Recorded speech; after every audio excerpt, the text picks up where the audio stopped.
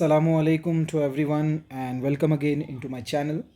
So friends, आज जो हम बात करेंगे वो कुछ क्वेश्चंस के ऊपर बात करेंगे related to the topic that is the plant reproduction. ठीक है, प्लांट रिप्रोडक्शन इस टॉपिक से हम जो है वो डिस्कस करेंगे कुछ इंपॉर्टेंट क्वेश्चंस को कि प्लांट रिप्रोडक्शन से रिलेटेड जो कुछ क्वेश्चंस लेते हैं हम यहाँ पर उन्हें सॉल्व कैसा करें. अगर उससे रिलेटेड क्वेश्चंस आते हैं आप तो आप आने वाले एग्ज़ाम में 7 तारीख के आप उसे सॉल्व कर सकते हैं. अगर आपको वीडियो ठीक लगे तो you can share with your friends और also subscribe this channel. Okay, तो चलिए स्टार्ट करते हैं बिना किसी दूसरे इंट्रोडक्शन के. हम डायरेक्टली क्वेश्चंस पर आते हैं, क्वेश्चंस देखेंगे और उससे रिलेटेड अगर उसका पूरा जो बैकग्राउंड रहेगा उसका सॉल्यूशन भी मैं आपको दूंगा. और उसके साथ साथ हम ये भी देखेंगे कि अगर और भी दूसरे उससे सब टाइप या सब उससे रिलेटेड जो सब कॉन्सेप्ट्स हैं उन पे क्वेश्चंस कैसे आ सकते हैं. चलिए स्टार्ट करते हैं फिर क्लास को.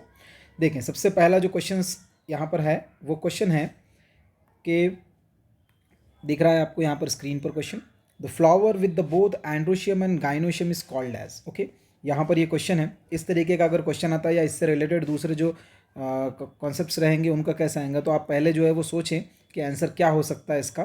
फिर उसके बाद जो है वो राइट आंसर के ऊपर हम आएंगे कि राइट आंसर इसका क्या होना चाहिए.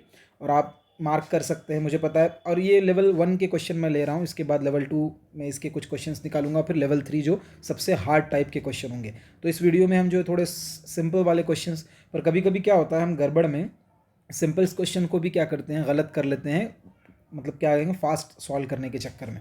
तो थोड़ा सा क्वेश्चन के ऊपर देखें और फिर उसे उसका आंसर दें. तो आपको यहाँ पर आंसर आपने दे ही दिया होगा, तो इस का जो है वो आंसर आपको पहले ही दिख रहा है, यानी option number 1 that is the bisexual flower.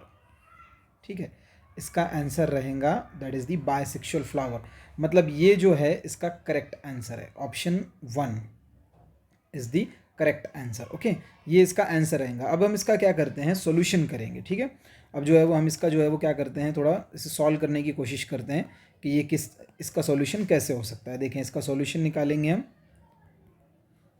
मतलब कि क्या होता है बायसेक्सुअल. देखो यहाँ पर बाय का मतलब होता है टू और सेक्सुअल मतलब कि इट इज़ रिलेटेड टू दी.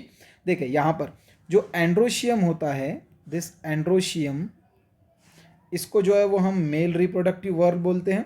और जो गाइनोशियम होता है इसको जो है वो हम बोलते हैं that is the female reproductive verb. तो जब ये दोनों भी उसमें प्रेजेंट रहेंगे तो ऐसे फ्लावर को जो है वो हम क्या बोलते हैं, that is the bisexual flower. देखें यहाँ पर कुछ दूसरे कॉन्सेप्ट्स भी इससे रिलेटेड आ सकते हैं, तो अगर वो आते हैं तो आप उसे कैसे जो है वो ये करेंगे. देखें यहाँ पर अब इससे रिलेटेड टर्म जो है वो यहाँ पर दूसरा भी एक टर्म आ सकता था which is called as the monoecious. तो यहाँ पर 2-3 चीज़ें ध्यान में रखें. अगर समझ लीजिए मोनोशियस टर्म आ जाए, ठीक है, which is equal to bisexual. ठीक है, मोनोशियस फ्लावर का मतलब होता है बायसेक्सुअल. और अगर समझ लीजिए डायोशियस फ्लावर आता है, ठीक है, अगर डायोशियस फ्लावर आता है तो इसका मतलब होता है यूनिसेक्सुअल. ठीक है, monoecious flower and dioecious flower ये यहाँ पर आएंगे. मतलब कि अगर हम बात करेंगे, देखो ये दोनों अभी यहाँ पर मोनो वर्ड आने के बाद में भी बायसेक्सुअल हो रहा है और डाई वर्ड आने के बाद में भी यूनिसेक्सुअल हो रहा है. यहाँ थोड़ा सा कन्फ्यूजन हो सकता है. तो याद रखें, डाई जो लिया गया है ये 2 अलग अलग इंडिविजुअल्स के लिए लिया गया है. ये जो डाई है इट इज़ दी इंडिविजुअल्स के लिए है. ये जो डाई रहेगा यहाँ पर ये इंडिविजुअल्स के लिए. और ये मोनो भी जो है वो क्या रहेगा यहाँ पर इस इंडिविजुअल के ही लिए रहेगा यहाँ पर ये जो बाय है it is related to the sexual organ और ये जो यूनी है it is related to the sexual organ. मतलब यहाँ पर जो रहेगा it is related to the sexual organ.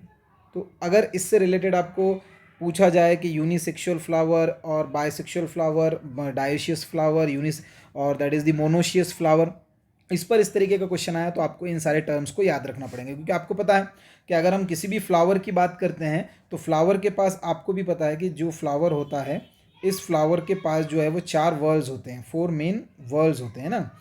तो कौन कौन से वर्ल्स होते हैं ये भी आपको पता है. सबसे पहले है that is the sepals, petals, androecium and gynoecium. इस तरीके के वर्ल्स होते हैं. और अगर समझ लीजिए ये चारों भी वर्ल अगर ये from sepals, petals, androecium, gynoecium ये सारे के सारे प्रेजेंट होते हैं किसी फ्लावर में तो वो होता है कंप्लीट फ्लावर. ठीक है, कभी उस टॉपिक पे हम अलग से बात करेंगे। आप इसके लिए आपको फ्लावर टॉपिक जो है वो आप स्टडी कर सकते हैं, जिसमें अलग अलग टाइप के वेराइटीज़ आपको समझ में आ जाएंगी। That is the incomplete flower, complete flower, pedicellate flower, sessile flower, that is the gamopetalous, gamosepalous, ऐसे बहुत सारे टाइप्स है जिसको मैं अलग से कभी किसी वीडियो के अंदर डिस्कस करूँगा। तो आपको समझ में आ गया होगा कि बायसेक्सुअल फ्लावर और मोनोशियस डायशियस, यहाँ पर ये आपको कन्फ्यूज़ कर सकता है अगर इससे रिलेटेड इस तरीके के क्वेश्चन आते हैं तो। ओके, चलिए नेक्स्ट क्वेश्चन की तरफ आते हैं। द नेक्स्ट क्वेश्चन इज, जो अगला क्वेश्चन है देखिए यहाँ पर क्या है, the fusion of the male reproductive nucleus with the female reproductive nucleus is known as. मतलब क्या होता है यहाँ पर, मेल और फीमेल न्यूक्लियस का जो फ्यूजन होता है, ये आपको भी पता है कि जो इससे क्या बनेगा, जाइगोट बनेगा। तो इस फिनोमेना को हम बोलते क्या है, ये आप सभी को पता है, अच्छे से मुझे पता है। बहुत ही ईजी क्वेश्चन है, इसको आपने खुद ही आंसर दे दिया होगा, और इसका आंसर है ऑप्शन थर्ड और C, that is the fertilization is the correct answer. Excretion तो होने से रहा, रीजनरेशन तो अलग फिनोमेना होगा, सेक्सुअल रिप्रोडक्शन का एडॉप्शन तो ये कंसेप्ट ही अलग हो गया। तो इसलिए एक ही ऑप्शन हमारे सामने यहाँ पर दिखता है, दैट इज़ दी फर्टिलाइजेशन। तो अगर हम इसके सॉल्यूशन की बात करेंगे फर्टिलाइजेशन के, तो ये कैसे होगा, देखो यहाँ पर। अब यहाँ पर हम जो टर्म की बात कर रहे हैं, यहाँ पर देखें, जो male gametes, for example this is a male gamete, अगर ये मेल गैमेट है और plus female gamete, for example हम इसको फीमेल गैमेट लेंगे, तो इससे जो एक कंसेप्ट बनेगा जिसको हम बोलते हैं ज़ाइगोट, है ना। तो ज़ाइगोट जो है वो यहाँ पर आ जाएगा, अगर समझ लीजिए आपने इसे मेल गैमेट कंसिडर किया और this is the female gamete, और इससे जो है वो एक न्यू कॉन्सेप्ट बना which is called as the zygote. Okay, ये भी आपको पता है, ये भी एन होता है यानी कि हैप्लॉइड होता है, और ये भी जो है वो हैप्लॉइड होता है, और जो ज़ाइगोट होता है ये डिप्लॉइड होता है। ओके, अब इसको आपको कंफ्यूज करने के लिए कोई और टर्म भी यूज़ कर सकता है, तो इसको आप सिनगैमी भी बोल सकते हैं। ठीक है, ठीक है, सिन का मतलब होता है फ्यूजन, ठीक है, और gamy it is associated with the gametes. Okay, gamy जो है वो एसोसिएटेड है गैमेट से, और ये ज़ाइगोट आगे जाकर जो है वो एम्ब्रियो में कन्वर्ट होता है। ओके, डिवाइड एंड रीडिवाइड होने के बाद ये एम्ब्रियो में कन्वर्ट हो जाएगा, तो इस फिनोमेना को हम फर्टिलाइजेशन बोलते हैं। ये सिनगैमी इसके अंदर, क्योंकि देखें प्लांट्स के अंदर जो होता है वो डबल फर्टिलाइजेशन होता है, ह्यूमन बींग्स के अंदर जो है वो सिंगल फर्टिलाइजेशन या एनिमल्स के अंदर होगा, वो आपको पता है। तो ये इसके अंदर आपको क्या कर सकता है, वो क्वेश्चन को थोड़ा सा ये करने के लिए कभी कभार आपको यहाँ पर ये टर्म सिनगैमी भी डाल सकता है। ओके, और सिनगैमी और प्लांट के अंदर एक और टर्म आ जाएगा, that is the first fertilization, first fertilization, ये टर्म भी जो है वो यूज़ किया जा सकता है इसके अंदर। तो अलग अलग थोड़ा सा कंफ्यूज करने के लिए, अब इससे रिलेटेड और भी आपको क्वेश्चंस पूछे जा सकते हैं, कैसे कि which is the correct statement from related to the fertilization, which is correct statement related to the syngamy. इस तरीके के आप क्वेश्चंस की प्रैक्टिस करके रखे आने वाले इसमें। चले नेक्स्ट क्वेश्चन पर आते हैं, थर्ड क्वेश्चन के ऊपर। Okay, the third question is कि क्या यहाँ पर दिया हुआ है, देखिए हमारे पास जो थर्ड क्वेश्चन है और उसका आंसर क्या होता है वो भी हम देखेंगे। The two nuclei at the end of the pollen tube are called as, जो दो न्यूक्लियाई बनते हैं किस पर, क्योंकि it is related to the microsporogenesis, मतलब कि यहाँ पर डेवलपमेंट ऑफ फीमेल गैमेटोफाइट का आ जाएगा। Tube nucleus and generative cell, sperm and ovum, generative cell and stigma, tube nucleus and sperm. तो देखें पहले देखो यहाँ पर एक सिंपल सा इसमें एक टेक्निक यूज़ करो, अगर आपको ऐसे क्वेश्चन में आप अगर कंफ्यूज होने लगे, तो ये related to the tube, pollen tube है। ओके, यहाँ पर कंसेप्ट क्या बोल रहा है, वो यहाँ पर बोल रहा है आपको पॉलन ट्यूब, मतलब ये प्लांट से रिलेटेड है। तो ओवम तो इसमें हो ही नहीं सकता, ये हम हटा देते हैं, जनरली ये यूज़ होता है। उसके बाद में यहाँ पर देखिए generative cell and stigma, stigma तो पार्ट ही नहीं है ट्यूब, पोलन ट्यूब का, वो भी गया, और स्पर्म भी पार्ट नहीं है। तो अब बचता क्या है, बचता सिर्फ पहला ऑप्शन है, that is the tube nucleus and generative cell. देखें इसको समझते हैं, ठीक है, इसको समझते हैं। देखें यहाँ पर क्या होगा, अगर आपको मालूम होगा कि जब डेवलपमेंट ऑफ फीमेल गैमेटोफाइट होता है, तो यहाँ पर देखिए हम जो है वो पहले इंटाइन बनाते हैं। यहाँ पर समझ लीजिए कि ये एक इंटाइन है, और ये हमने यहाँ पर समझ लीजिए ये पोलन ट्यूब बना लिया एक। Okay, now this is the pollen tube, और इस पोलन ट्यूब के ऊपर समझ लीजिए हमने ये एक्साइन ड्रॉ किया। ठीक है, दिस इज़ द एक्साइन, ये ऊपर का पार्ट है एक्साइन, आउटर कवरिंग है पोलन इसकी, और जो अंदर वाला है दिस इज़ द इंटाइन, जो पोलन ट्यूब का फॉर्मेशन लेती है। ये डेवलपमेंट ऑफ मेल गैमेटोफाइट इस टॉपिक के अंदर आपको पता चल जाएगा। देखिए अब क्या होता है कि इसके एंड में, अब यहाँ पर ये डिवाइडेशन होगा इसमें, तो यहाँ पर एक न्यूक्लियस बनेगा इस तरीके से,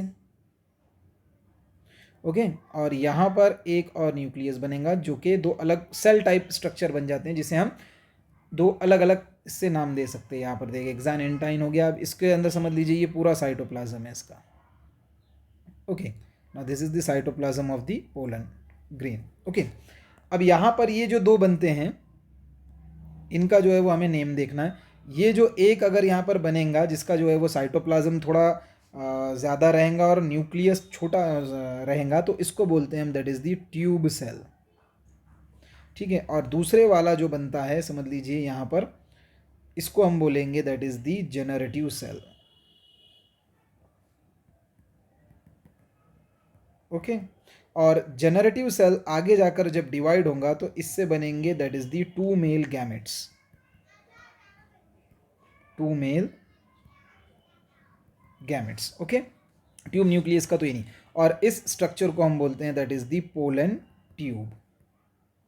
इस स्ट्रक्चर को जो हम बात करते हैं इसको बोलते हैं पोलन ट्यूब। ओके, और यहाँ पर ये जो दो बन रहे हैं, एक तरफ बन रहा है जनरेटिव सेल और दूसरी तरफ बन रहा है that is the tube cell. तो पोलन ट्यूब में ये बनते हैं और it is related to the microspore यानी development of the male gametophyte. वहाँ पर आपने इसको पढ़ा होगा। ठीक है, तो इस तरीके से ये यहाँ पर बनेगा। और आप यहाँ पर क्वेश्चन को देखो वो कैसे कर सकते हैं और बदल सकते हैं। तो which of the following statement is corrected the correct form, जैसे कि the generative cells again divided into the two male nuclei. तो ये इस तरीके का आपको थोड़ा बहुत ध्यान रखना पड़ेगा। ठीक है, चलिए नेक्स्ट क्वेश्चन के ऊपर आते हैं। तो नेक्स्ट क्वेश्चन कुछ इस तरीके से है कि नेक्स्ट क्वेश्चन क्या है, देखें यहाँ पर, one of the pollen tube and secondary nucleus of the ovum grow into.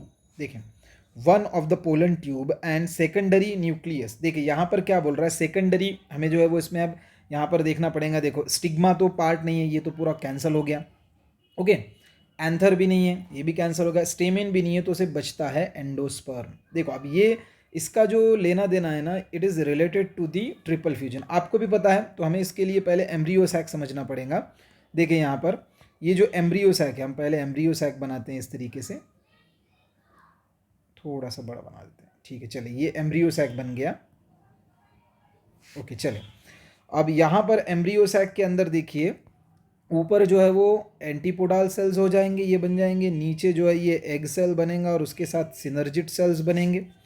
ठीक है, और यहाँ सेंटर में जो है वो पोलार न्यूक्लियाई बनेंगे, टू पोलार न्यूक्लियाई जिसको हम बोलते हैं।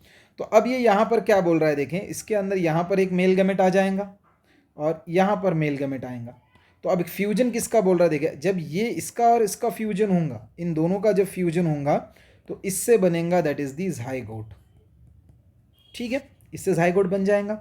अब दूसरी तरफ जो फ्यूजन हो रहा है वो ये फ्यूजन हो रहा है, दैट इज ये फर्स्ट मेल गैमेट हो गया and this is the second male gamete.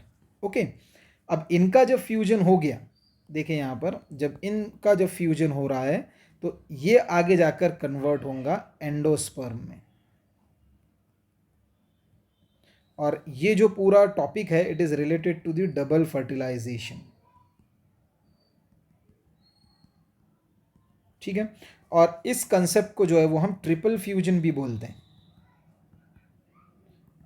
ठीक है, जिससे कि क्या बनता है, 3n एंडोस्पर्म बनता है। ये जो होता है इट इज़ 3n ट्रिप्लाइड होता है।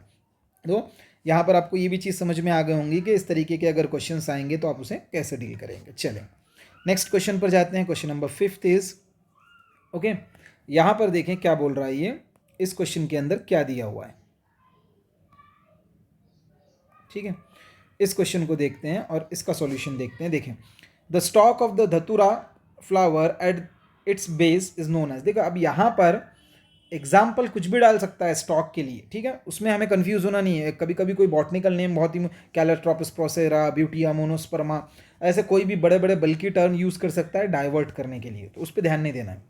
उन बॉटनिकल नेम पे मेन जो देना है आपको वो क्या बोल रहा है, स्टॉक से रिलेटेड क्वेश्चन बोल रहा है। देखें अगर समझ लीजिए हम यहाँ पर देख, पहले इसके आंसर पे आते हैं। तो क्या बोला जाएगा, इसे पेडिसेल बोला जाएगा, करोला बोला जाएगा, सेपल्स या थैलामस। देखिए सेपल्स और करोला तो है ही नहीं। अब कन्फ्यूजन सिर्फ आएगा पेडिसेल और थैलामस में कि थैलामस बोला जाएगा या पेडिसेल बोला जाएगा। तो देखिए यहाँ पर थैलामस नहीं बोला जाएगा क्योंकि थैलामस ये पार्ट नहीं है, तो इसका करेक्ट आंसर है दैट इज दी पेडिसेल। अब कैसे होता है देखें यहाँ पर, इसके हिसाब से और इसके बेस पर दो टाइप भी कैसे बनते हैं। देखें अगर हम इस तरीके का कोई फ्लावर बनाते हैं, फॉर एग्जाम्पल देखिए यहाँ पर इस तरीके का। यहाँ पर ये मैंने स्टिग्मा बना दिया, ओके, और ये ओवरी बना दिया, और यहाँ पर देखें ये थैलेमस बना दिया मैं, ओके, और ये इसके बन गए androecium, okay. Then these are the sepals, और यहाँ पर ये मैंने बना दिया पेटल्स, ठीक है। यहाँ पर एक दूसरा फ्लावर बनाता हूँ सेम इसमें, अब डायग्राम पे ना जाना है क्योंकि I am drawing the rough sketch. Androeciums, okay, these are the sepals and these are the petals. अब इस तरीके के मैंने यहाँ पर बना दिया। जैसे फॉर एग्जांपल यहाँ मैंने थैलामस को ये कर दिया, हम इसको थोड़ा सा ये कर लेते हैं, ठीक है, और ये गाइनोशियम, ये पूरा गाइनोशियम हो गया, and these are the sepals, sorry petals.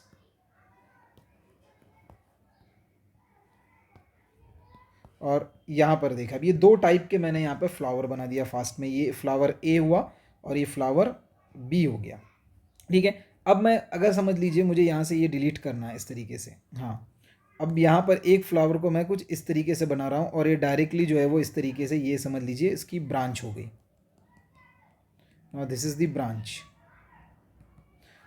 और यहाँ पर इसके पास भी है और ये इसकी हो गई समझ लीजिए ब्रांच, ओके। अब ये दो टाइप के फ्लावर आपको यहाँ पर दिख रहे हैं। अब देखें ये जो पोर्शन होता है ना बेटा, this portion is called as the hypothalamus, और बहुत सारे बुक में थैलेमस भी लिखा हुआ है, ओके, दिस पोर्शन। पर इस पोर्शन को हम बोलते हैं पेडिसेल, जिसको आप स्टॉक भी बोल सकते हैं, ओके, स्टॉक भी बोलेंगे यहाँ पर। अब यहाँ पर कंसेप्ट क्या हो रहा है देखें, अगर समझ लीजिए किसी फ्लावर के पास पेडिसेल प्रेजेंट होता है, यानी वो स्टॉक प्रेजेंट होती है, तो इसे बोला जाता है that is the pedicellate flower, okay. और अगर समझ लीजिए किसी फ्लावर के पास पेडिसलेट नहीं होता है तो उसे बोला जाएगा अपेडिसलेट, ए फॉर अब्सेंट, और सेसाइल फ्लावर, ठीक है, उसे बोला जाएगा that is the sessile flower.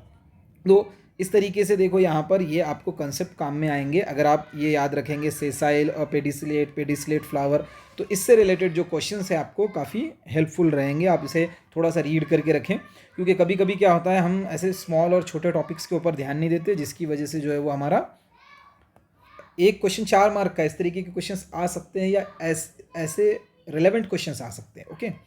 चलिए नेक्स्ट क्वेश्चन आते हैं 6 नंबर के क्वेश्चन पर, और लास्ट क्वेश्चन समझ लीजिए इस वीडियो का ये। तो अब यहाँ पर देखते हैं हम बेटा कि क्या यहाँ पर आएगा। Functional megaspore in flowering plant develops into, देखें फंक्शनल मेगास्पोर क्या होता है पहले वो हमें समझना पड़ेगा, उसके बाद में फिर हम जब आएंगे आगे तो इसका आंसर क्या होगा। देखो क्या एंडोस्पर्म में बनता है, नहीं, ये तो ट्रिपल फ्यूजन से बन रहा है, ओव्यूल तो बनेगा नहीं। एम्ब्रियो सैक और एम्ब्रियो इन दोनों में कंफ्यूजन है, एम्ब्रियो तो जो है वो बन रहा है जाइगोट से, तो ये भी गया, तो correct answer is embryo sac, ठीक है। तो अब हमें यहाँ पर देखो इसे समझना पड़ेगा, इसका जो है वो हमें थोड़ा सा सॉल्यूशन निकालना पड़ेगा। देखें इसको हमें देखना पड़ेगा मेगास्पोरोजेनेसिस से, इसका कंसेप्ट हमें देखना पड़ेगा मेगास्पोरोजेनेसिस, ओके। तो फॉर्मेशन ऑफ द मेगास्पोर और फंक्शनल मेगास, देखिए क्या होता है कि जब कोई भी जो डिप्लॉयड मेगास्पोर मदर सेल, ये है megaspore mother cell, okay, megaspore mother cell है यहाँ पर, जो कि क्या होता है दैट इज द डिप्लॉयड, ये कैसा है, डिप्लॉयड है। तो इसका जो है वो क्या होगा, मियोसिस होगा, ठीक है, यहाँ पर होगा इसका reductional cell division, that is the meiosis. अब जब इसका मियोसिस होगा तो इसके जो है ना यहाँ पर इस तरीके से 4 सेल्स बन जाएंगे, आपको भी पता है मियोसिस होने के बाद 4 हैप्लॉइड सेल्स बनते हैं, ओके।